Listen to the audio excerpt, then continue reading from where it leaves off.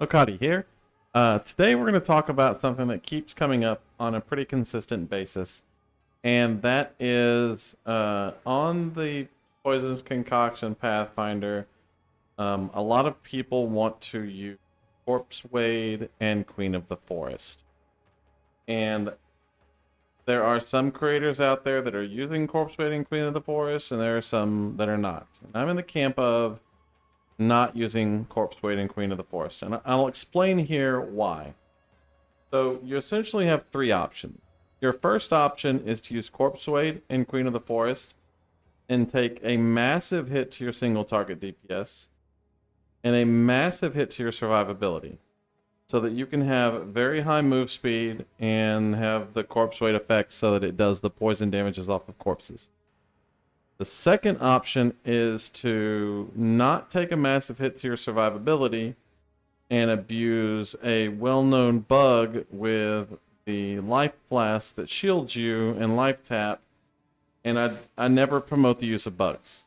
I mean, it's early access, no one's going to get in trouble, but I also don't like using bugs, and I don't like telling people, hey, if you want to play the game, here's a really awesome loophole. You can cheat the system. It's also like 40 or 50 divine for the stupid flask right now because a lot of people are cheating or a lot of people are, sorry, I shouldn't say cheating. A lot of people are abusing the bug because it is powerful, which has massively driven the price of it up. And of course, once they fix the bug loophole, all of those flasks are going to be worth significantly less. And then the third way to handle clear is to just not use Corpsewade and Queen of the Forest and figure out a way to clear the map better than what PConc is capable of doing. And so I've chosen to do a weapon swap with Gas Arrow, which you've seen in my previous video. And I'll show you why. So if you're running the Corpsewade build, this is what your gameplay looks like. You're running around and like you're looking for stuff to fight. No, there's bad guys. And you hit them with PConc and they're all dead. And then when you move, there's your Corpsewade, which is doing literally nothing because they're all dead. And oh, there's guys over there. And you hit those guys with PConc. And then there's gas arrows back there because that's where your Corpsewade is. And then you kill these guys. And then now there's gas arrows back there.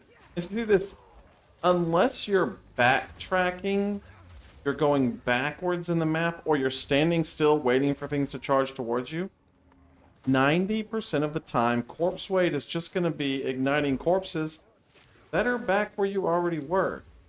And if they're igniting corpses in front of you, it's because you're being really slow on the map, not Corpsewade is helping you clear things faster. And so I don't like that. Now, I do like the idea of the gas cloud and the spreadable poison damage. It's really strong. And so Gas Arrow allows us to do that, but Gas Arrow allows us to do it over there. So with the Gas Arrow build, as we're running through the map, we're tossing out gas arrows ahead of us and letting that kill our targets. That way, when we get to it, they're already dead. We can pick up our Grim Feast, and it makes for a smoother experience. Gas Arrow also scales better than Corpsewade Boots, so it kills things more rapidly. I know Corpsewade does it as a percentage of the target's life, and then it scales your poison off of that. I've tested both of them out. My Gas Arrow just hits harder. Now, I've got a reasonably good bow, and a reasonably good bow helps with that a lot. But my Gas Arrow just hits harder, kills things faster, and I can use it to kill rares very, very readily without having to worry about switching over to PConc.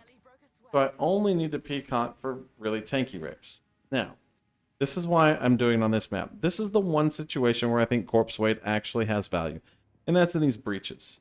Because breaches spawn mobs on top of you, charging you, and you're getting pushed around rather often.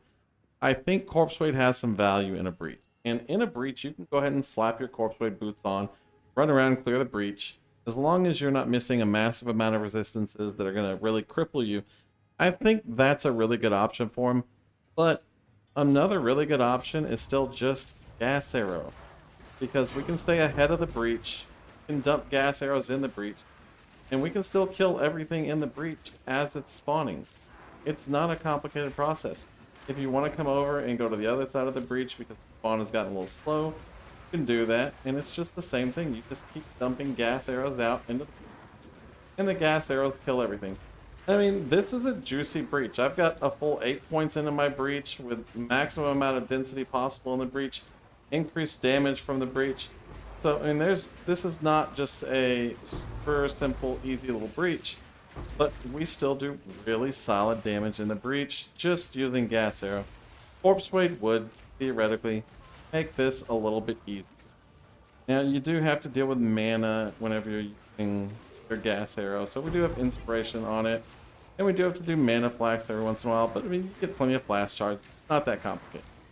So, that's my take on the Queen armor and Corpsewade versus a hybrid build that includes gas arrow. It doesn't mean that my way is the best way. It doesn't mean that Corpsewade and Queen is bad. It is just my opinion that it is not the best solution, because I think survivability is still one of the most important things in the game. And it's something I'm always going to focus on, and so I hate to give up survivability for that. Now, there is, like one final option, and you can have a mapping build, and you can have a bossing build. And you obviously don't need to have 9k total ES in life in order to map, but you might want that on bosses. You can swap back and forth with gear and armor and whatever you want, and have like a Corpsewade Queens build for mapping, and then a bossing build for bossing. And if that's the kind of playstyle you're into, go for it. I tend to prefer making all around builds that are good at everything, that I can just go boss and go map and go boss and go map and go do a simulacrum or go do a breach, and not have to stress about like getting set up for my next encounter. But that is another option, I guess, that you can go with. Now, if y'all have any questions, if you have any comments, if you have an opinion, leave it down below.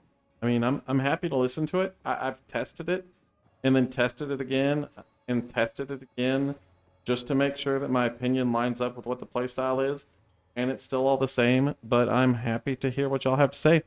Thank you very much for following, and thank you very much for listening. Y'all have a wonderful day. Peace.